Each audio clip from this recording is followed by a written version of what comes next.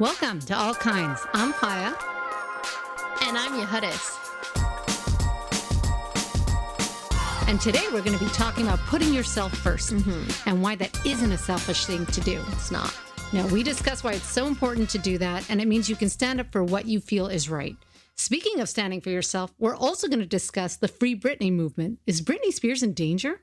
We'll also talk the incredible freeing power of the guilt-free no. Right. So let's get started. So putting yourself first. Everyone is talking about, self-care and all that. But what does it really mean? What do you think, Hai, is to put yourself first? Well, I think a couple things. First off, we know the famous RuPaul line, if you don't love yourself, how in the hell are you going to love somebody else? That's true. So that is Love true. RuPaul. Yeah. And, also, especially where women are concerned, we've always been conditioned since, being kids, we're raised with the whole pleasing people and thinking about others and being considerate. Right. Or even smiling, if I'm not smiling even at work, my coworkers be like, oh, Judith, is everything okay? See, but then those have effects because then we end up not putting ourselves first and we're Absolutely. too much thinking of others, if that makes sense. I'm not saying that's a bad thing to think of others, but putting yourself first, meaning having the ability to stand up for yourself and say, no, this doesn't work for me. No, I'm not comfortable. And I just don't want to do that. And being the best you that you could be. That's how I sort of see it. How do you see it? Yeah, I definitely think that, putting yourself first as I get older, it's more of a necessity because a lot of people in this world would take advantage. I see it at work. If I don't stand up for myself, I'd rather now be known as just this bitchy person or than be this, oh, okay, yeah, I'll do it. No problem. Yeah, that's what I mean. I'm not comfortable with it and I'm not going to do that. Or, just today at work, a coworker handed me something. I basically take care of like a non-stock returns, a type of return. And my coworker was like, hey, can you email the vendor? I said, that's not my job. Good for you. I stood up for myself. And did he like it? No, but I liked it. You know what I'll say? It's a bit controversial. I remember when I was in my 20s, I used to read the business news. I was working for an IT company. And I remember seeing this article by Martha Stewart. And she was talking about the wage disparity with women. And she said, one of the main reasons that is because women don't put themselves first. They don't ask for it. Whereas men will say, look what I did. I closed this deal. I did this thing for the client. And the women think, oh, no, that's bragging. Or, oh, we all worked as a team. Well, and they shouldn't put themselves first, that kind of thing. And if you don't stand and you don't ask for it and you don't put yourself first, you're not going to get ahead. I agree. And I think also the problem is, too, when a woman does brag or when a woman does ask for more, she is being called, demanding or she has those types. So, of course, A, we're not used to standing up for ourselves. And B, when we do, we're still chastised. So screw it. Just do it. Yeah. And I remember thinking to myself consciously, okay, from now on, I'm going to stand up and speak to my accomplishments, even though it felt like they should notice all the hard work I'm doing. Well, no, they don't. They're not going to just shower you with money. So, and I remember feeling uncomfortable because I was only 21 at the time. And I'm like, yeah, I sent out this many quotes. I closed this many deals. Yeah, I would like a raise. And it was so uncomfortable, but it was the most empowering thing I did. So I'm really glad I stumbled upon that. But that's just one aspect. That's just financially. We find ourselves getting entangled in these relationships. Entanglement. Thank you, Jada. We're going to be using that forever. That's the best word. Oh, Lord. But yeah, I think that's really difficult. I think especially for women, but it's so important because if you're not the best you, it affects everyone around you. So right. In a way, it's not being selfish. No, it's being selfless is to put yourself first. When I stand up for myself, let's say, even if I'm in a store and I see, a salesperson and I can tell he really wants a sale for me, sorry, I'm not going to give it. That's it. You're not going to give in. I mean, and it's such an impulse for especially women. I'm sure there are lots of men too, don't get me wrong, but it's something we've just been so raised to be so accommodating, so pleasant, that kind of thing. So you have to train yourself. You have to be aware of it, but it can really impact, for example, like a lot of people who stay together for the children, for example. Oh, don't worry about me. I'm in a terrible abusive relationship, but the kids need both parents. I'm like, they're seeing that. If you put yourself first and get yourself together, I'd rather you be divorced and whole so the kids see a good example of what it means to take care of yourself and then take care of your family. You have to be the best you. Absolutely. I couldn't agree more with that because I know just going from my high school, I see some people who maybe were in abusive homes and you're seeing the outcomes of that. And, we certainly weren't raised with a lot of positivity. And I'm so proud of myself. Our mother was, a She gentle was. pushover. And I learned I don't want to be that. I love my mother, but I don't want to, it's okay to stand up for myself. And the older I get, now I'm 29 and I'm standing up for myself. It's so empowering to just say no. It's huge. And, speaking of our mother, like, you don't end up want to be a doormat. And she pushed and pushed and pushed and was pushed over, this whole time.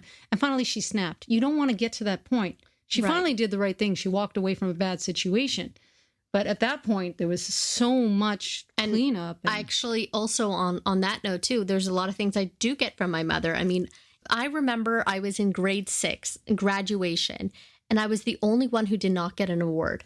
I'm 12 years old. And Ma knew there was something wrong with that. And I said, Ma, like I told you, it's the teacher, Miss Posner. I hate you, bitch, Miss Posner. I hope you're listening. The next day, my mom went to the school. I was 12. That was the first time I saw my mother stand up, not That's only it. for me, but she was really, now that I'm older, standing up for her. That's You right. cannot do that to my daughter.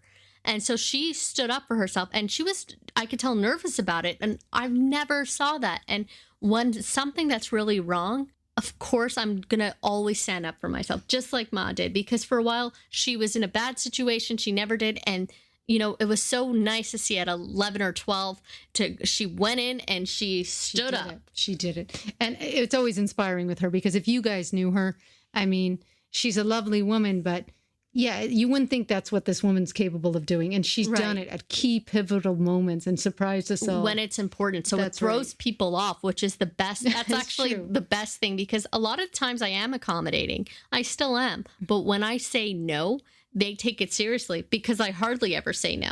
It used to take me fully being pushed, and I'm still working on this, guys. I always am working on it. I find in my professional life, it's very easy for me now. Thank you, Martha. But in my personal life, and especially in relationships, because, you think to yourself, okay, I want to be good to my husband, for example, right?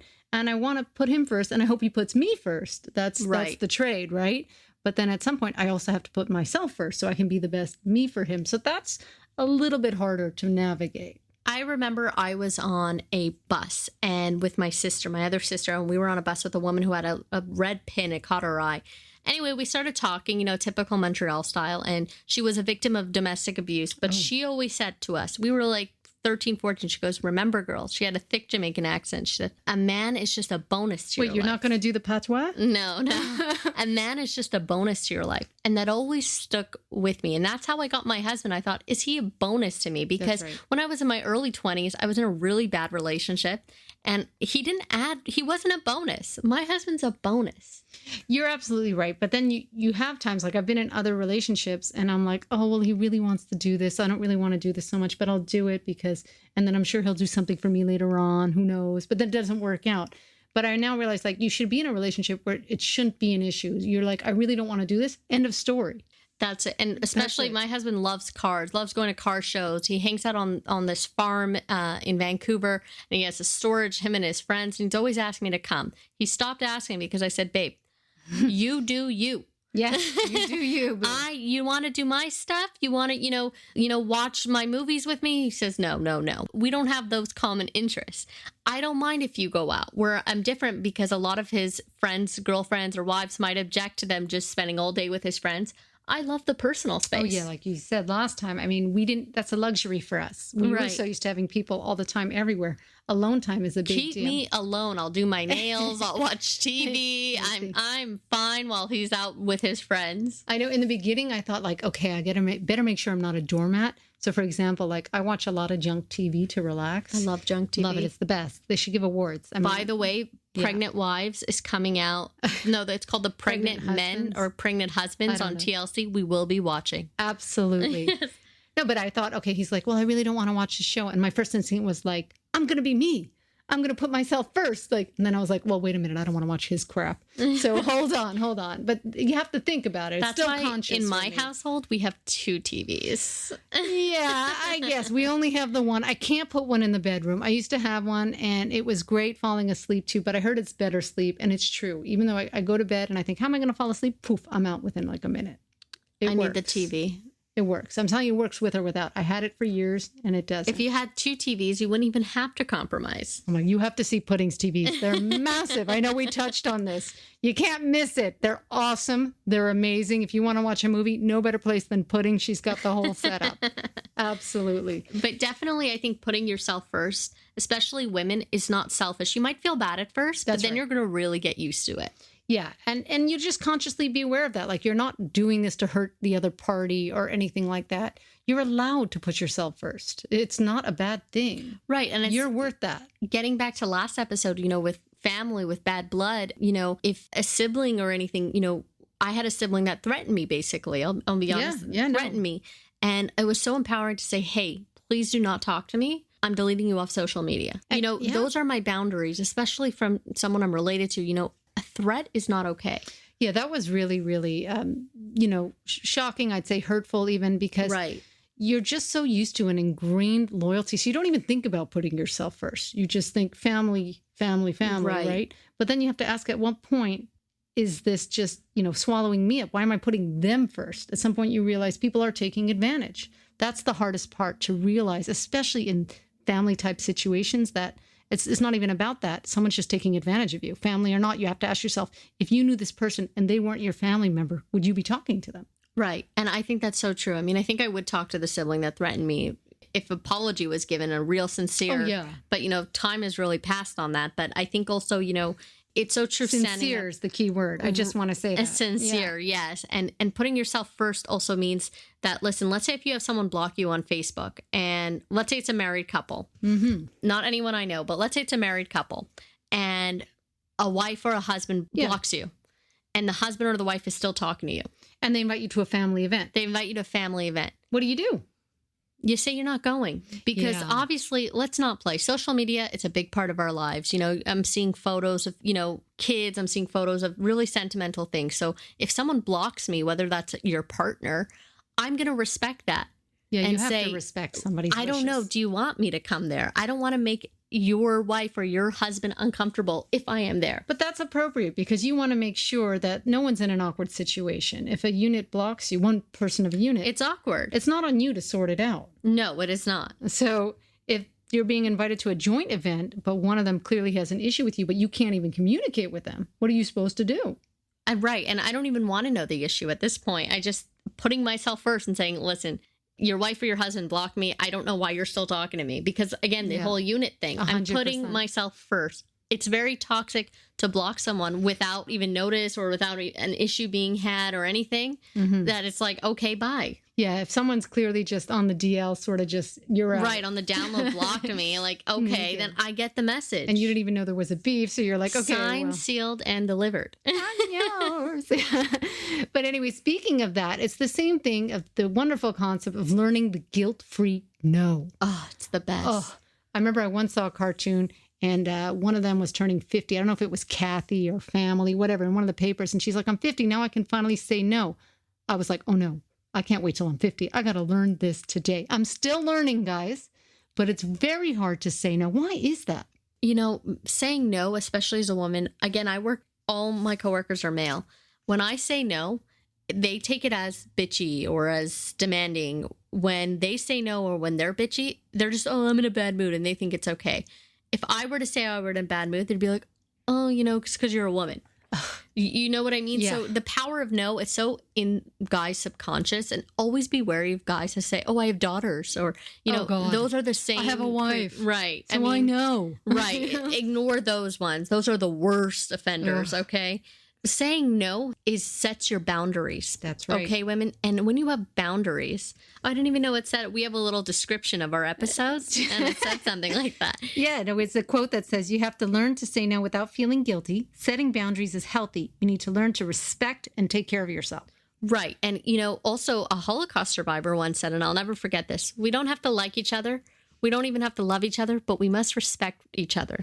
Oh, beautiful. Respect is, Beautiful. I always remember that. And saying no not only respects me, but I actually respects the other person because I'm letting the other person know what's not okay. Right. And it could be simple things too. Like I found, like, let's say someone says, oh, do you want to do this activity? And you're like, well, I really don't, but I don't want to hurt their feelings. Like, why are you even asking that second part? You don't want to do it. You don't want to do it. That's why they asked. It's okay to say no. Right. You're okay when somebody says no to you. And, you're like, you know what? That's not going to work for me. Why don't we do this another day?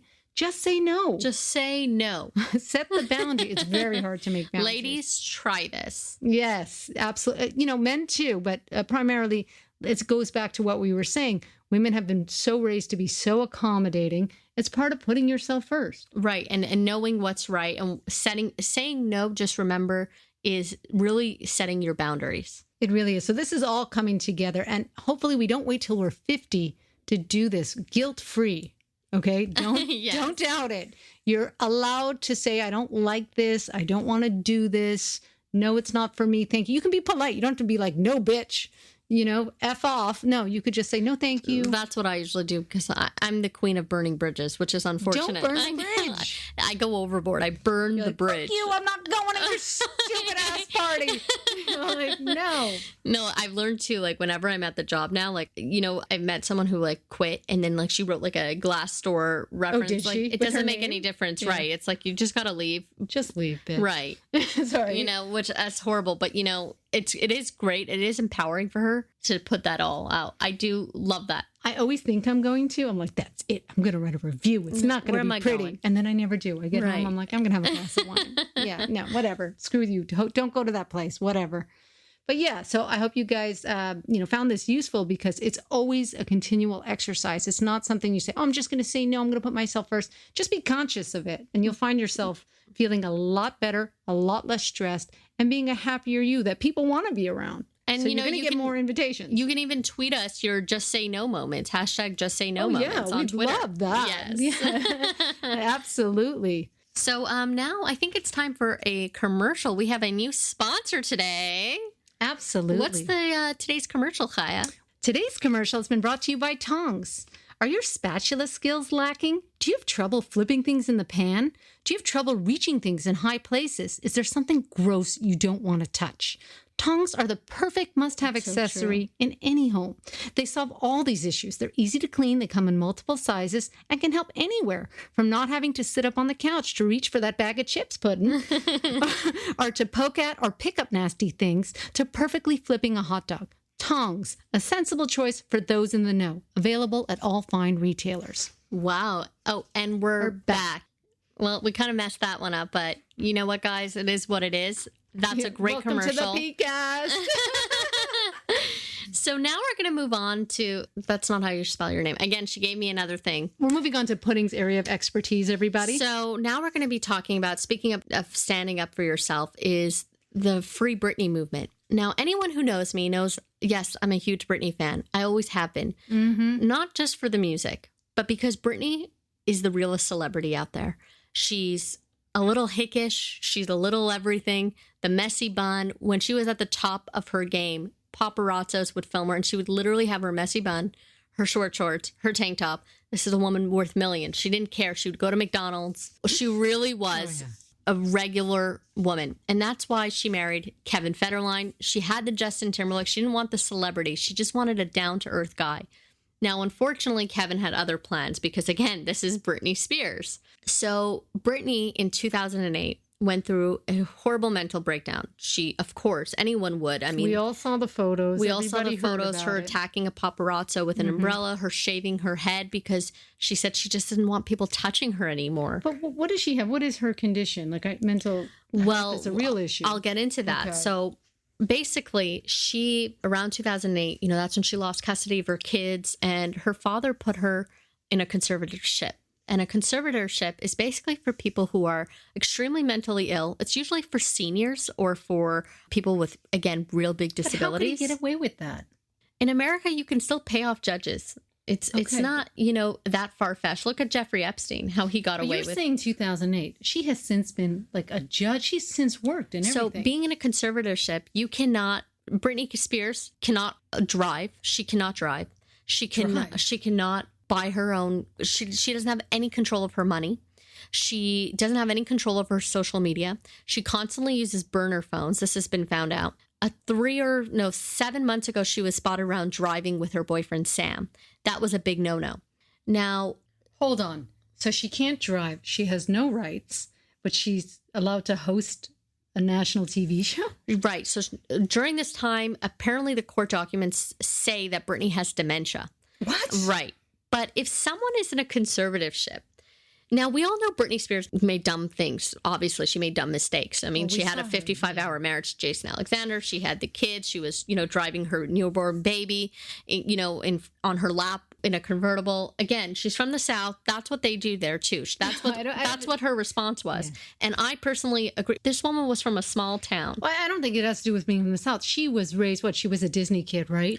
So she's been raised even like old-timey Shirley Temple type raised, raised by these agents and everything else. She hasn't had a real childhood, would you say? No. And I think any celebrity that, especially as a child star to adulthood. That's what I mean. They all turn out in crazy. Like, look at Amanda Bynes. She's in a conservatorship. No. However, Amanda Bynes isn't selling records, isn't acting still. So she's not working because if she really is mentally unstable. So does this mean Britney doesn't get paid for all these? We've seen her. It goes to her father. It goes to the lawyers, to a woman named Lou Taylor, a business manager. Now, she has court hearings about this. There's been leaked voicemails of her trying to contact a lawyer. She cannot legally hire her own lawyer. There was a case where she was at a hotel during her world tours. Now, this is also another thing, guys. I've never done a world tour, but it's a lot of work. If you go to a Britney concert, you see all the dancing. You cannot be mentally incapacitated to the point. You can't have dementia and then do a world records, interviews, being a judge on X Factor. So this is even more if you're not even a Britney fan. This is a civil rights issue. So she's like a slave. Absolutely. That song "Slave for You."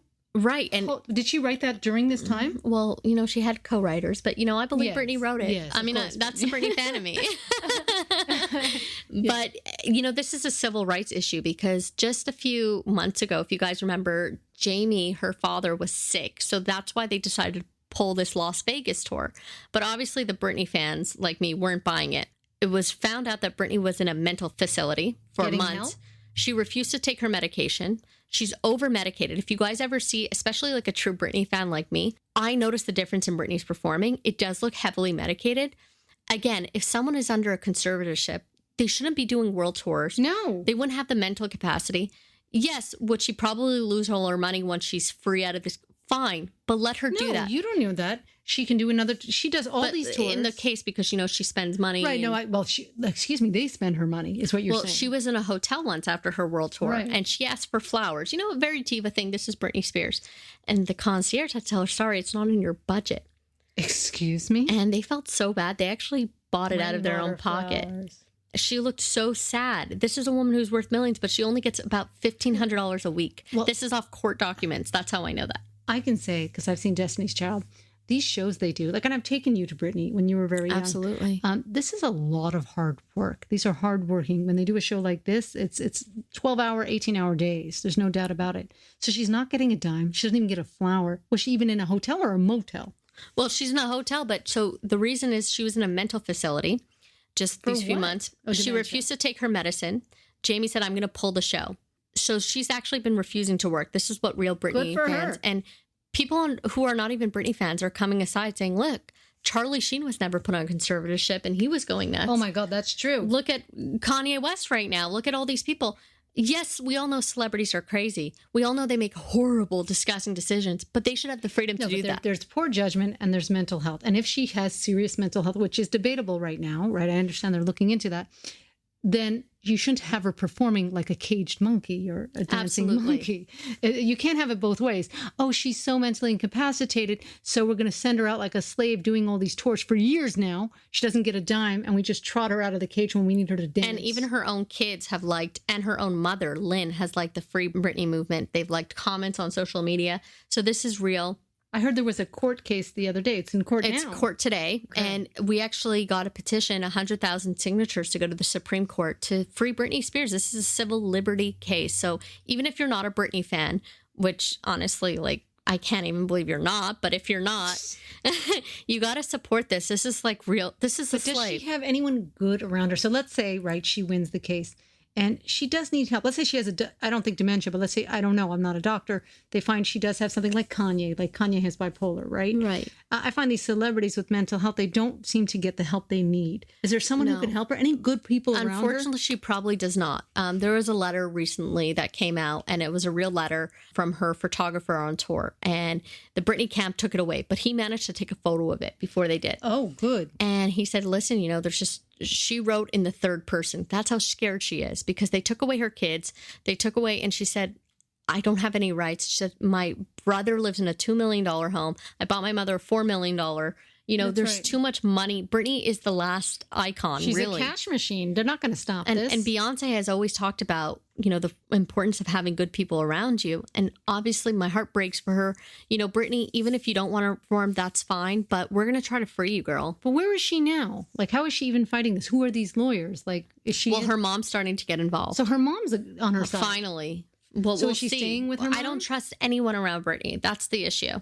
Well, listen, I don't think she should be performing or anything. I just want Britney, you can live with me, Britney. I'm not going to go crazy or anything. Like, you are a person. Hope you like TV, Britney, because she's got a good setup. And some 90 Day will make you feel good. So the craziest thing was, so she went on TikTok and fan wrote, if you're in trouble, wear yellow and do a spin. The next day she wore yellow and did a spin. And they said, Britney, if you're really in trouble, wear black and do a spin. She wore black, and she mentions it on her TikTok. She goes, I love dancing in my favorite yellow shirt. Or I love my black blade, and she'll capitalize the yellow and the black. Is that why she burnt down her gym? Because we all saw exactly. That. So obviously she doesn't want to, because her father and her team are like, hey, Britney, you're getting fat. You're going to have to perform soon. She's refusing. She's so she obviously burned down anyone would go crazy like that. Oh, my God. Well, I hope that she can get the help. If the mom's serious, maybe it's just a fight for money between the dad and the mom. I don't know. But if she doesn't have good people around her, I'm sad to say this, but if they're not going to treat her mental health, they're going to have her out like a cage dancing monkey. It's not going to do anything. She definitely has mental health from this ordeal. I mean, this is 12 years. Oh, goodness. Well, we love you, Britney, and hashtag free Britney. So that's all the loop on the free Britney. And she is trying to stand up for herself. So you heard it from the expert. This is a lifelong Britney fan. Huge Britney fan. She knows it all. I actually had someone on Facebook once comment to me because I posted something about Britney. My favorite Britney quote is when she says, I'm human. I'm going to make mistakes and I'm going to make more mistakes. My favorite is, you better work, bitch. But someone on Facebook commented when I put a quote or something, they're like, wow, after all these years, like she didn't see me since I was like a kid. You still love Britney? That is a fan. That is loyalty. Loyalty. No, but you know what? It's great. I didn't know that for all these years. I think that's what's shocking to people. I thought this is all recent, and I didn't realize since, what did you say, 2008? 2008. So every dollar she's made since then, they've had her outperforming since 2008 and with serious mental health, according to them. Right. And which you shouldn't even be doing that exactly. Then. Right. So definitely, even if you're not a Britney fan, she shouldn't even be doing this. No, it's ridiculous. Well, Puds, thank you for your Britney contribution. Thanks. And I hope you guys, give us our feedback. And absolutely. What was the challenge you said? Send us hashtag Just Say No challenge. Absolutely. Definitely. Well, if you guys like what you hear, don't forget to check us out weekly on iTunes or on your preferred platform. Please give us a rating and subscribe to the show. Give us the stars you think we deserve. Mm-hmm. Yeah. You can also check out our website at allkindspodcast.com. You can hit us up on Twitter at allkindsweekly or on Instagram at allkindspodcast. We look forward to hearing from you, and maybe we can discuss it on our next show. Thanks for listening.